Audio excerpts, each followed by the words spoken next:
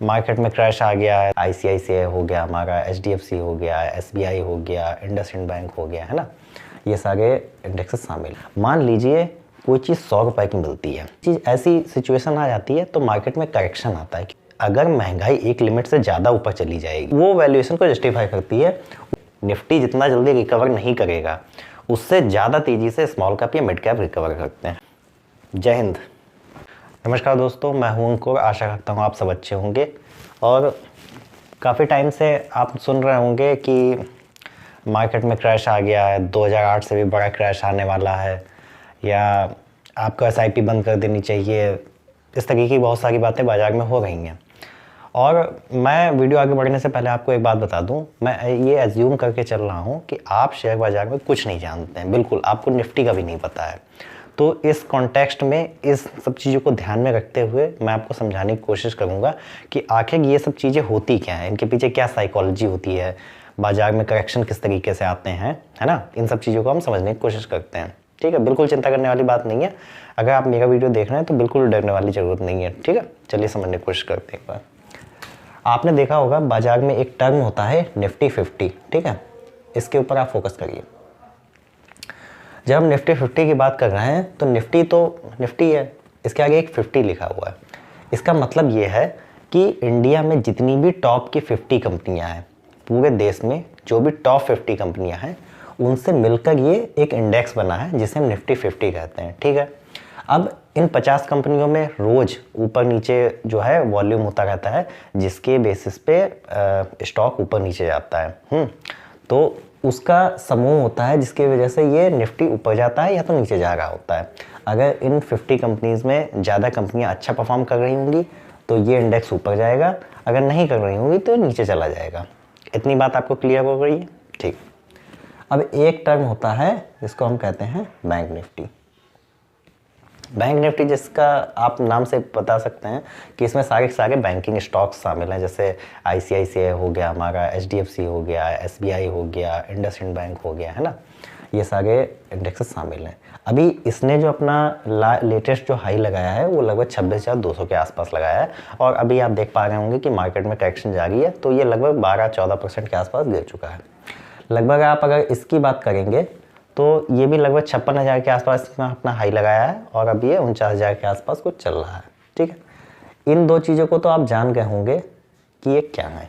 ये दोनों इंडेक्सेस हैं और इनमें जो स्टॉक्स शामिल हैं उनकी वजह से इनके इंडेक्स में ऊपर या नीचे मतलब उतार चढ़ाव आता रहता है।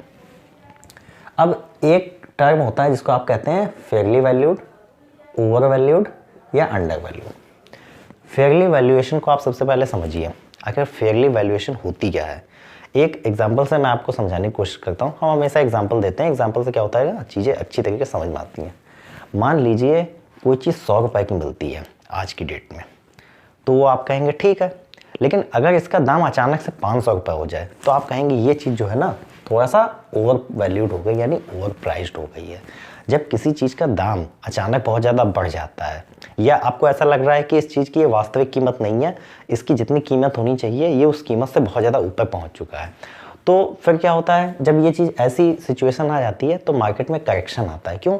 क्योंकि डिमांड नहीं आती है और जो एफआईज होते हैं वो सेलिंग करना शुरू कर देते हैं। ज़्यादातर जो मार्केट में करेक्शन आता है वो एफआईज या कोई भी ऐसा बड़ा इंस्टीट्यूशन होता है जिसकी वजह से मार्केट में इफेक्ट पड़ता है, क्योंकि ये छोटा रिटेलर नहीं कर सकता, यानी हम या आप चाहकर भी बाजार को ऊपर या नीचे नहीं कर सकते हैं। इस बात को आप समझिए। तो जब भी बाजार फेयरली वैल्यूएशन अच्छा, वैल्यूएशन को देखने का क्या तरीका होता है। 2000 अगर आप 2 में देखेंगे कोई चीज़, मान लीजिए 5 रुपए की मिलती थी, तो आज की डेट में वही चीज़ जो है कम से कम 20 या 25 रुपए की मिलती होगी।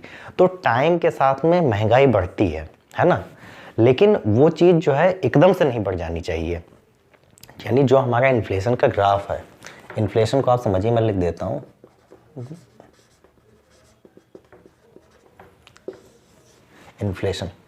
इन्फ्लेशन ये लिखा हुआ है, मैंने यहाँ पे भी लिख रखा है इनकम वर्सेस इन्फ्लेशन। अब इस चीज़ को आप समझिए क्या है ये।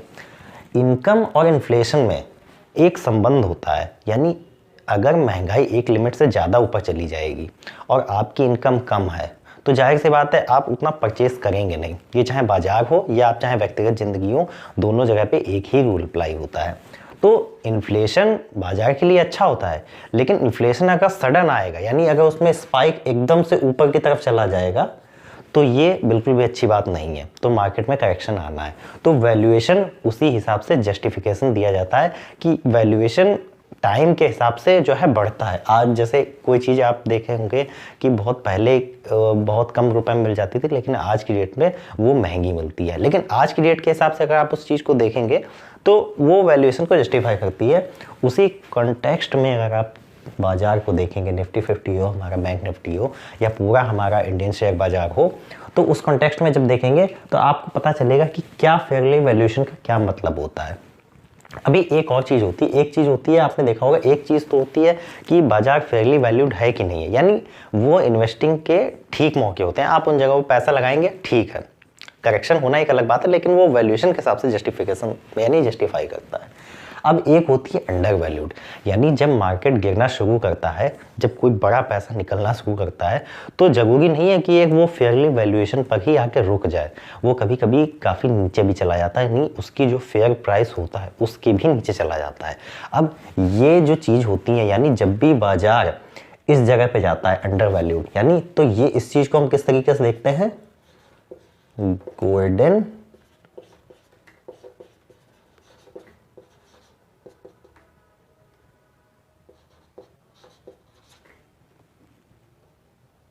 ऑफ कीजिएगा,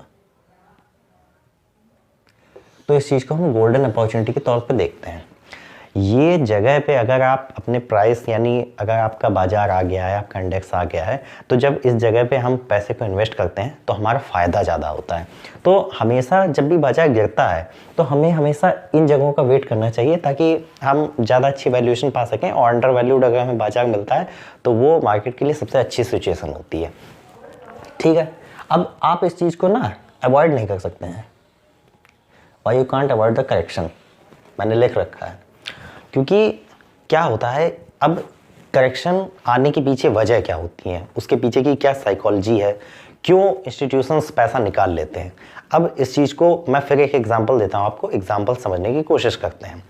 कोई भी व्यक्ति, एक एग्जांपल समझिए, मान लीजिए किसी व्यक्ति ने अगर 2010 में निफ्टी 50 या किसी भी स्टॉक में पैसा लगाया है ना, पैसा लगाया है, और बाजार उस टाइम पे 12,000, ये तो इंडेक्स की बात मैं बता रहा हूँ आपको, 12,000 मान लीजिए निफ्टी 50 का उस टाइम पे प्राइस चल रहा था, यानी इंडेक्स का भाव था, और बाजार ने अपना हाई लगाया 26,000 का। तो जब किसी व्यक्ति को अपना अच्छा प्रॉफिट दिख रहा है, उसको लगता है कि हाँ इतने टाइम में हमारा पैसा एक सर्टेन लेवल तक ग्रो कर गया है, तो वो क्या करता है, अपना प्रॉफिट बुक कर लेता है। यानी इस चीज़ को मैं लिख देता हूँ यहाँ पे,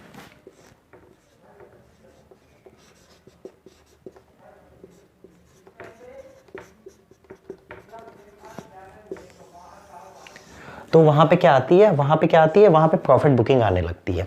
अभी ये जो प्रॉफिट बुकिंग होती है, आप जैसा कि देख सकते हैं, जब रिटेलर करता है तो इससे बाजार को कोई फ़र्क नहीं पड़ता है।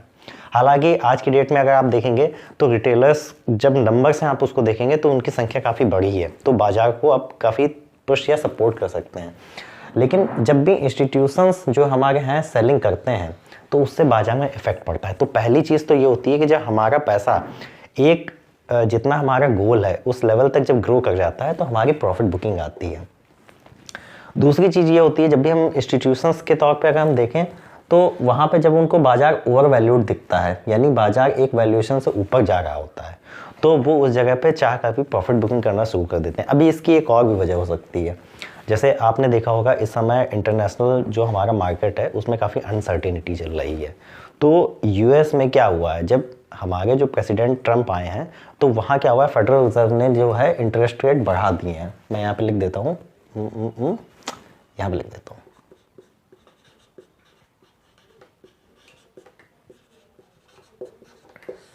फेडरल रिजर्व ने जब इंटरेस्ट रेट बढ़ा दिए हैं तो क्या हो रहा है कि इस टाइम पे इंस्टीट्यूशंस को जो है इंडियन बाजार जो है ओवर वैल्यूड दिख रहा है, वो जगह इनको सही नहीं लग रही है। और एक और उसकी वजह ये भी है कि उन्होंने इंडियन इकोनॉमी को कहीं ना कहीं स्लो डाउन होते हुए देखा है, और अनएम्प्लॉयमेंट भी इंडिया की एक मेन प्रॉब्लम है जिसकी वजह से वो लगातार पैसा निकाल रहे हैं।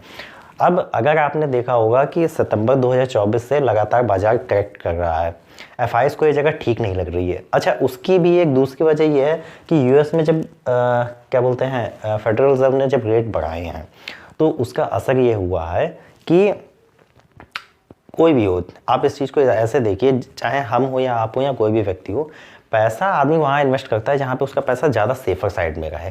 अगर फेडरल रिजर्व में रेट बढ़ते हैं और मार्केट में जो अनसर्टेनिटी है खासकर इंडिया में, तो वो जाहिर सी बात है ऐसी जगह पैसा लगाना सेफ यानी फील करते हैं जहाँ पे उनका पैसा सेफ रहे, है ना। एक और चीज़ भी है, जब ट्रंप आए हैं तो उन्होंने अमेरिका फर्स्ट की नीति को अपना रहे हैं, तो अमेरिकन जो बाज़ार है वैल्यूएशन के अगर आप दृष्टि से देखेंगे तो जो इंस्टीट्यूशंस हैं उनको वो बाजार थोड़ा सा ज़्यादा अट्रैक्टिव दिख रहा है। एक और ये भी वजह है जिसकी वजह से जो है लगातार हमारे निफ्टी से या हमारे इंडियन शेयर बाजार से पैसा लगातार निकाला जा रहा है। ये सारी चीज़ें करेक्शन के पीछे वजह होती हैं, लेकिन फ़िलहाल करेक्शन की एक मोटी वजह ये है कि इंडियन इकोनॉमी में स्लो डाउन आ रहा है। अब एक सवाल मैं आपसे पूछता हूँ, क्या इस चीज़ से हमें डरने की ज़रूरत है? तो आप इस चीज़ को खुद से देखिए, क्या जो इकोनॉमिक स्लो डाउन है क्या वो इंडिया में पहली बार आ रहा है? तो आप जाहिर से आप पाएंगे कि जो इकोनॉमिक स्लो डाउन है वो पहली बार नहीं आ रहा है, ये ऐसा बीच बीच में आता रहा है। और अनएम्प्लॉयमेंट की भी जो प्रॉब्लम्स होती हैं वो टेम्परेरी होती हैं, क्योंकि अगर जो करंट गवर्नमेंट है या कोई भी गवर्नमेंट है, हमारी इंडियन गवर्नमेंट है, अगर उन इश्यूज़ पर थोड़ा सा ध्यान देती हैं तो ये चीज़ें ठीक हो जाती हैं। तो ये इतनी भी कोई बड़ी बात नहीं है जिससे बहुत ज़्यादा डर जाना चाहिए। हालांकि आपने मार्केट में थंबनेल देखे होंगे कि आने वाला है 2008 से भी बड़ा क्रैश आने वाला है, क्या हमें एसआईपी ख़त्म कर देनी चाहिए, इस तरीके की चीज़ें काफ़ी बाजार में आ गई हैं। जब सुनते हैं तो हमें भी थोड़ा थोड़ा डर लगता है, लेकिन हमें चीज़ों को ना समझने की ज़रूरत होती है। ये सारी चीज़ें इन सब चीज़ों में होती है करेक्शन की दृष्टि से। अब करेक्शन को समझने का एक और भी तरीका होता है, मैं यहाँ पर लिख देता हूँ।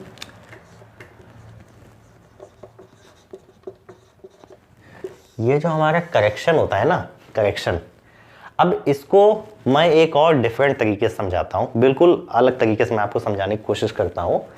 करेक्शन मान लीजिए 26,200 का इंडिया में निफ्टी ने अपना हाई लगाया 26,200 का।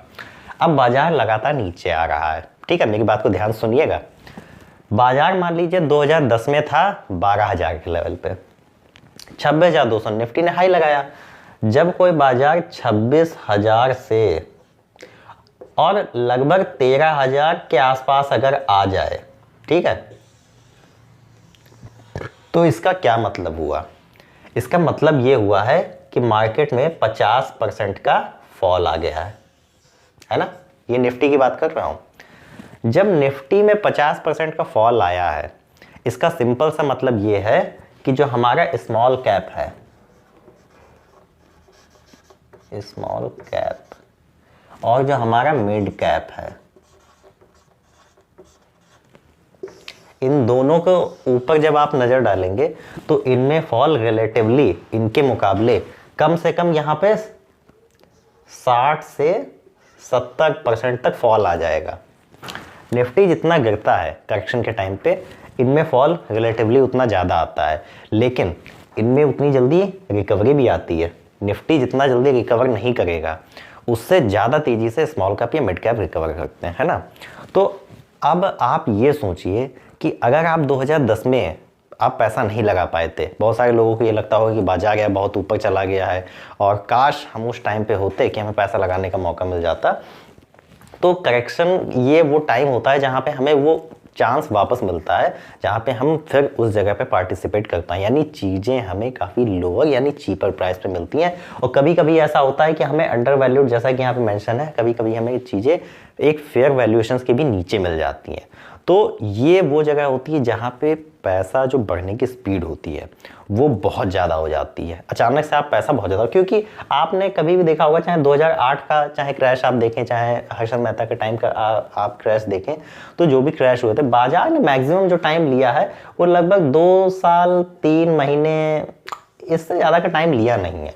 यानी अगर आप क्रैश के टाइम पे आप पैसा लगाते हैं तो जो व्यक्ति कतई हाई पे भी अगर किसी व्यक्ति ने खरीदा होगा ना, तो वो व्यक्ति भी रिकवरी पे वापस आ जाएगा, यानी 2 साल के आसपास का उसे पेन झेलना पड़ेगा। लेकिन जो व्यक्ति उस टाइम पे एसआईपी अगर अपनी कंटिन्यू कर रहा है, या अगर एसआईपी नहीं कंटिन्यू की है, या अगर कोई व्यक्ति धोखे से या किसी भी तरीके से अगर वो कतई बॉटम पे धोखे से अगर प्राइस पे अगर खरीद लेता है तो उसके लिए तो चांदी वाला टाइम आ जाता है ना। तो ये सारी चीज़ें होती हैं। करेक्शन कभी भी नेगेटिव टर्म में नहीं देखना चाहिए।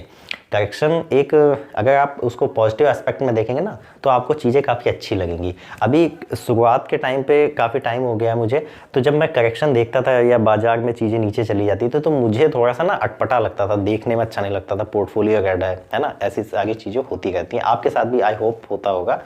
तो ये सारी चीज़ें मैंने आपको समझाने की कोशिश की हैं। आई होप आपको ये सारी चीज़ें समझ में आई होंगी, है ना। आज के वीडियो में बस इतना ही। आशा करता हूँ आपको मेरा वीडियो पसंद आया होगा। अगर आपको हमारा वीडियो पसंद आया तो इसे लाइक करें, चैनल से नहीं जुड़े तो इसे सब्सक्राइब कर लें। आज के वीडियो में बस इतना ही। तब तक के लिए सेफ रहिए, सुरक्षित रहिए। जय हिंद।